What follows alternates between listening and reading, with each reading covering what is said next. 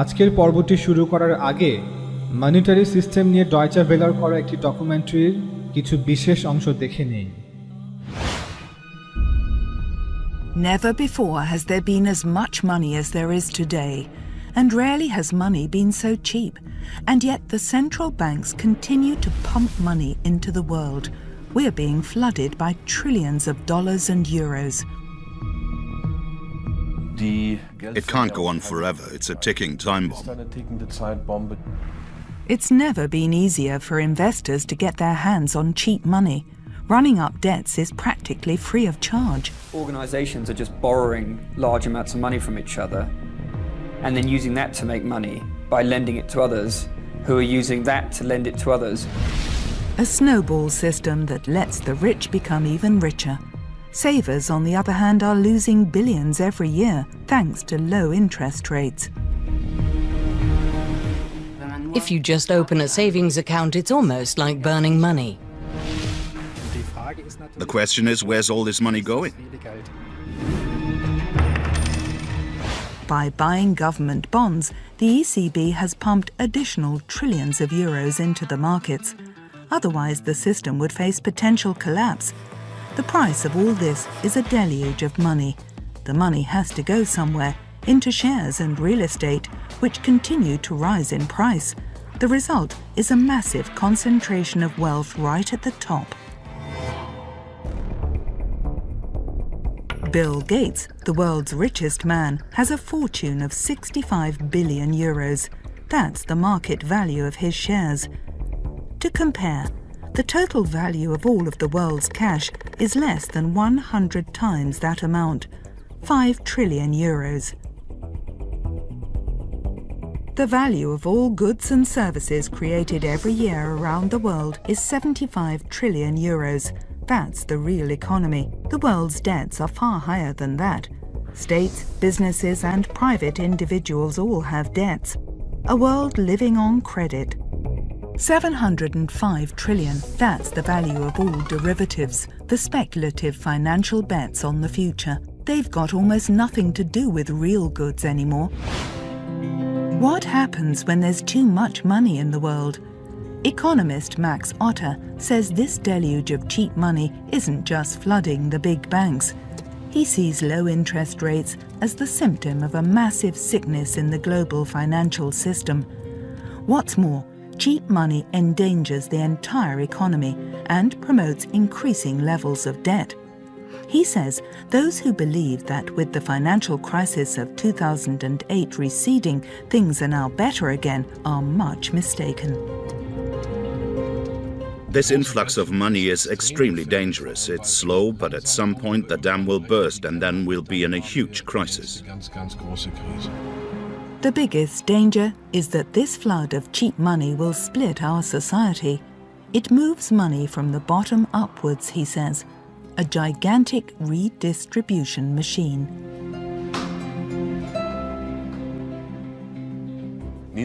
Low interest rates are demanded by many economists. They mean that states can borrow on the cheap. States can take on more debt. It also means the rich can do the same and often without any liability if they default. If I, as one of the super rich, buy a business, then I'm only liable to the extent of my holding, not with the rest of my wealth. That's a blatant injustice compared to middle-class families and regular people with home construction loans. This flood of money doesn't just save states and banks, it also favours the rich, who use this cheap money to buy shares, companies and real estate with rapidly rising values, while the financial investments of ordinary people lose value. The middle classes have savings and insurance policies, and these investments are the losers in a low interest rate world. Poorer citizens suffer because real estate prices are going up and therefore rents too. The ECB and other central banks flooding the world with cheap money isn't a cure. It's just pain relief, and in the long run it has serious side effects. The entire setup is a system that keeps saving itself temporarily, but at some point it will inevitably fall apart.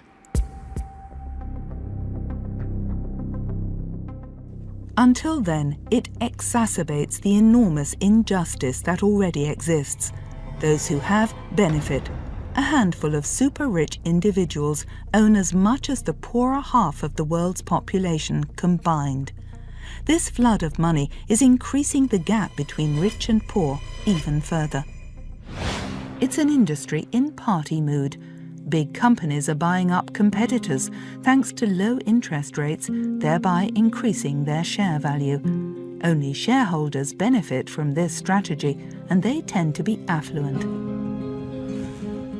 German chemical giant Bayer.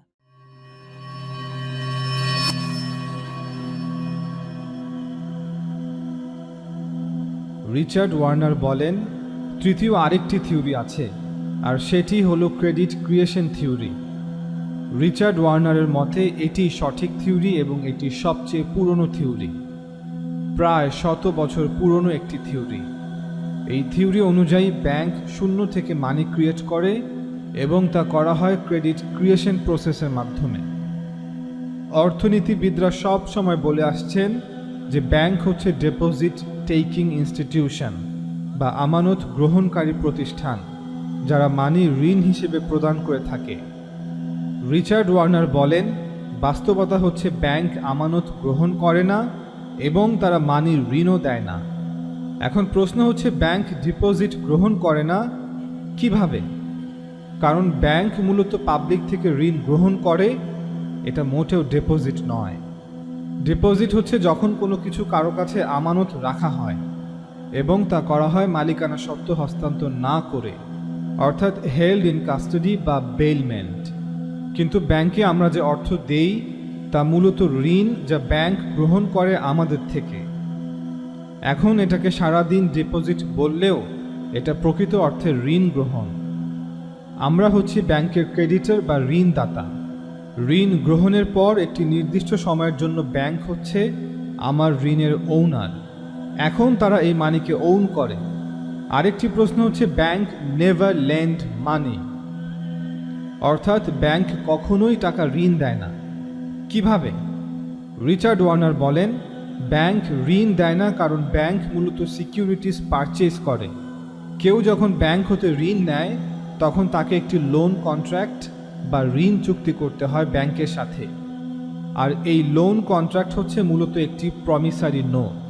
প্রমিসারি note হচ্ছে ঋণ গ্রহীতার পক্ষ হতে একটি লিখিত দলিল এবং প্রতিশ্রুতি যে তিনি একটি নির্দিষ্ট সময়ের মধ্যে নির্দিষ্ট পরিমাণ অর্থ সুদসহ ব্যাংককে ফেরত দিবে।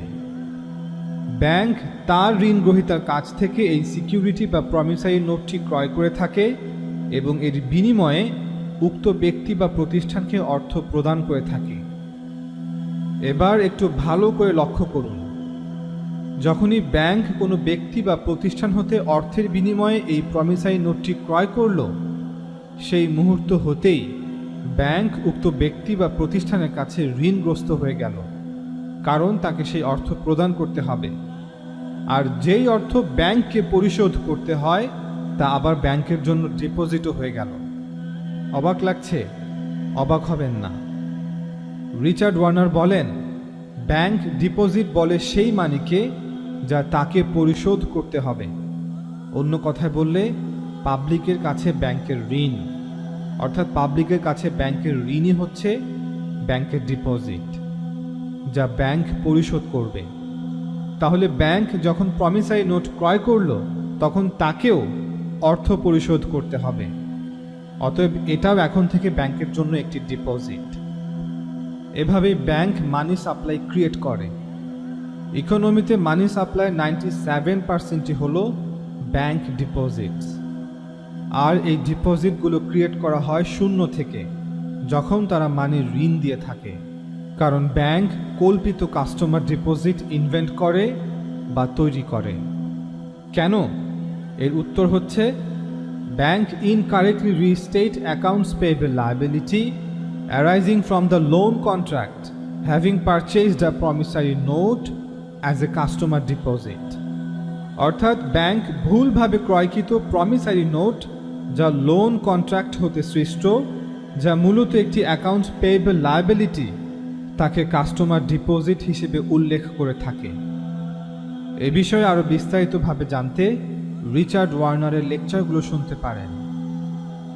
এই সকল ইলেকট্রনিক কারেন্সি বা এমন কারেন্সি যা শুধুই কিছু সংখ্যা মাত্র, যা কারেন্সি সাপ্লাইয়ের গতিকে অনেক গুণে বৃদ্ধি করেছে, তা অবশেষে ইনফ্লেশন বা মুদ্রাস্ফীতির জন্য দায়ী। ইকোনমিতে কারেন্সি যত বৃদ্ধি পাবে, মূল্যও তত বৃদ্ধি পাবে, অর্থাৎ কারেন্সি তার ক্রয় ক্ষমতাকে হারাবে। আমরা প্রথম পর্বে ইনফ্লেশনের একটি সংজ্ঞা দিয়েছিলাম। ইনফ্লেশন বা মুদ্রাস্ফীতির প্রকৃত সংজ্ঞা হচ্ছে an expansion of the currency supply, অর্থাৎ যখন কারেন্সি সাপ্লাইয়ের বৃদ্ধি ঘটে, মূল্য বৃদ্ধি হচ্ছে শুধুই একটি আলামত, অর্থাৎ রোগের সিমটম, লক্ষণ। অতএব পুরো কারেন্সি সাপ্লাই কিছুই নয়, শুধু একটি প্রতারণা।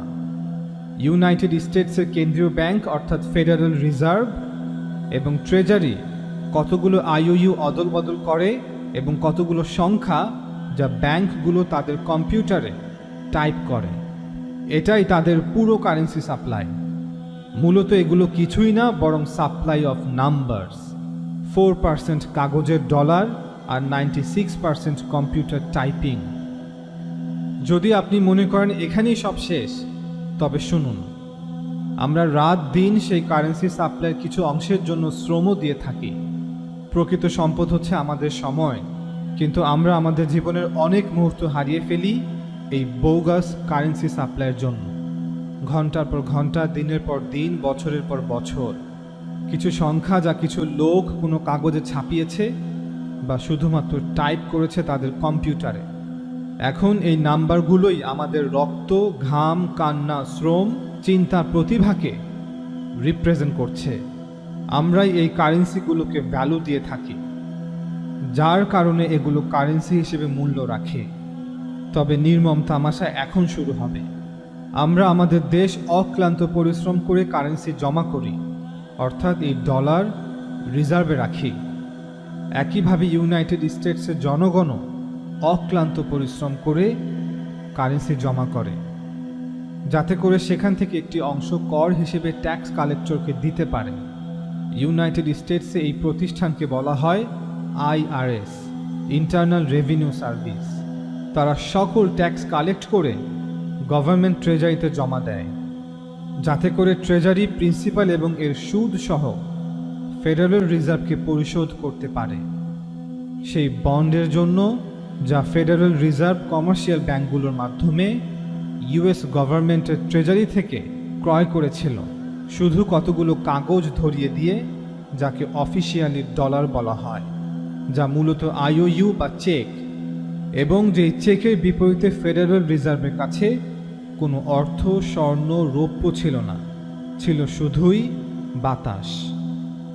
চলুন এই সেকশনটি একটু রিক্যাপ করি, যাতে করে পুরোপুরি বুঝে আসে।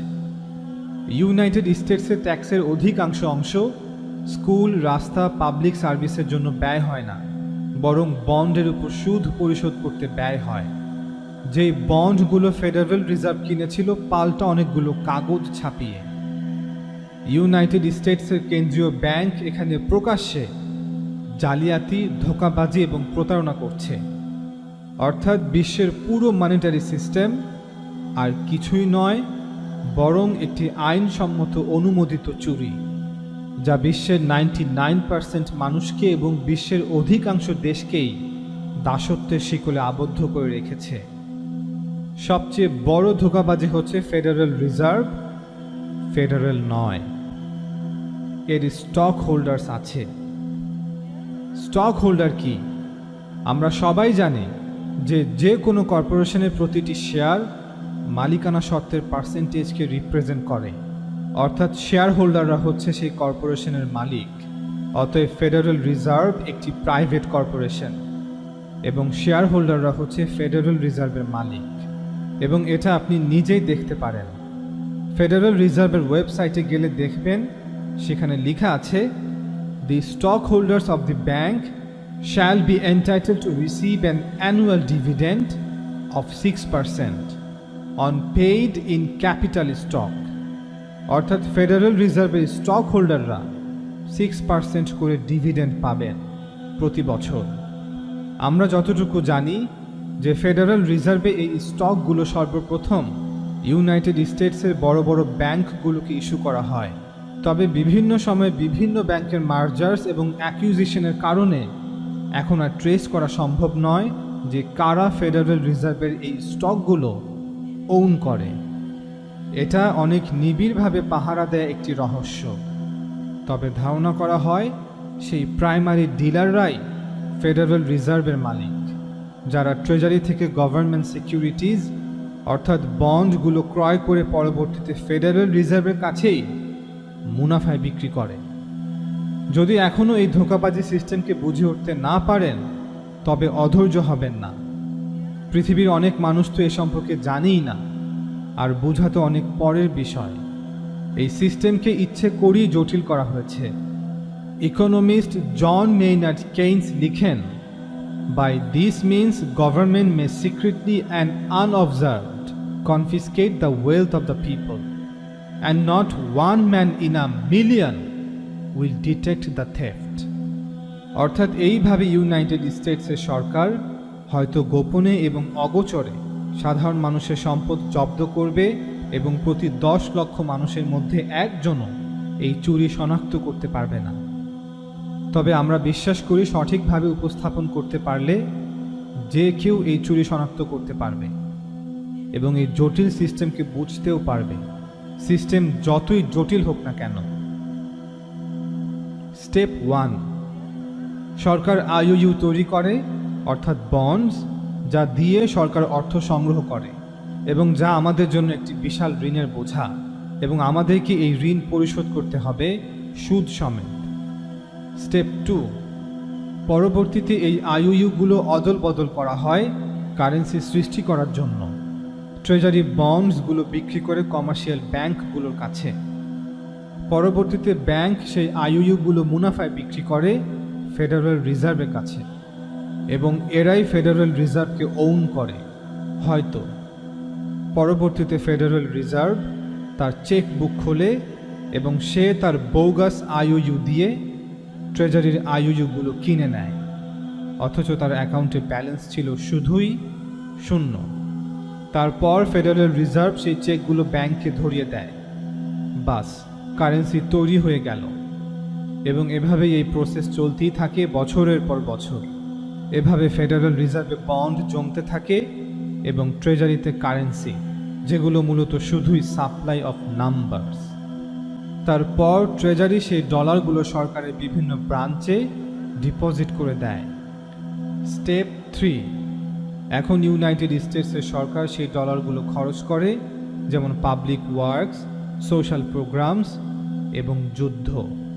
এরপর সরকারি কর্মচারী, কন্ট্রাক্টরস এবং সোলজাররা তাদের পারিশ্রমিক, বেতন, মুনাফা তাদের ব্যাংকে ডিপোজিট করে। স্টেপ 4, ব্যাংকগুলো ডিপোজিট মানি ক্রিয়েশন বা ক্রেডিট ক্রিয়েশন। ফলে ইকোনমিতে কারেন্সি সাপ্লাইয়ের পরিমাণ অনেক অনেক গুণ বৃদ্ধি পায়। স্টেপ 5, অতঃপর তারা তাদের উপার্জনের উপর ট্যাক্স প্রদান করে আইআরএসকে, ইন্টারনাল রেভিনিউ সার্ভিসকে।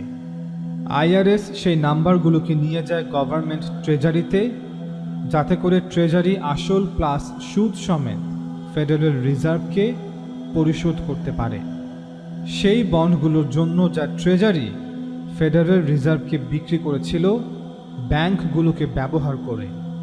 স্টেপ 6, এখানে আমাদেরকে আরেকটু আলোচনা করতে হবে, আর সেটা হলো ডেট সিলিং ডিলিউশন। এটি একটি বিশাল প্যারাডক্স। মনে আছে সেই গভর্নমেন্ট বন্ডসের কথা? বন্ডগুলো বিক্রির সময় কিন্তু সুদ দেওয়ারও প্রতিশ্রুতি করা হয়, এবং বাণিজ্যিক ব্যাংকগুলো যে লোন দিয়ে থাকে সেখানেও সুদের প্রতিশ্রুতি করা হয়ে থাকে। অর্থাৎ প্রতিটি ডলার যা এক্সিস্ট করে এর জন্য সুদ ধার্য করা হয়, যা পরিশোধ করতে হবে। এবার আপনাকেই জিজ্ঞাসা করি, ধরুন পুরো পৃথিবীতে একটি ডলার আছে। এখন যদি আপনি প্রতিশ্রুতি দেন যে আপনি এটি পরিশোধ করবেন এবং আরও একটি ডলার সুদ হিসেবে, তবে প্রশ্ন হচ্ছে সেই দ্বিতীয় ডলারটি কোথা থেকে আসবে যা দিয়ে সুদ পরিশোধ করবেন? উত্তর হচ্ছে আপনাকে সেই দ্বিতীয় ডলারটিও তৈরি করতে হবে এবং এর জন্য প্রতিশ্রুতি দিতে হবে যে আপনি এটি পরিশোধ করবেন এবং আরও $1 সুদ হিসেবে। তাহলে এখন মোট $2 এক্সিস্ট করছে, কিন্তু আপনি মোট $4 ঋণগ্রস্ত, এবং এভাবেই তা চলতে থাকবে। ফলাফল হচ্ছে আপনার কাছে কখনোই যথেষ্ট পরিমাণ ডলার থাকবে না যা দিয়ে দায়মুক্ত হতে পারবেন। সব সময় কারেন্সির তুলনায় ঋণের পরিমাণ বেশি থাকবে, কারণ ঋণ পরিশোধ করার জন্য আপনাকে নতুন করে একটি ডলার তৈরি করতেই হবে।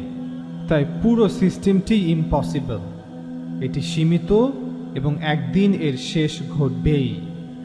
কি হবে যদি ইউনাইটেড স্টেটসের সরকার ডলার ধার করা বন্ধ করে দেয় ঘাটতি ব্যয়ের জন্য?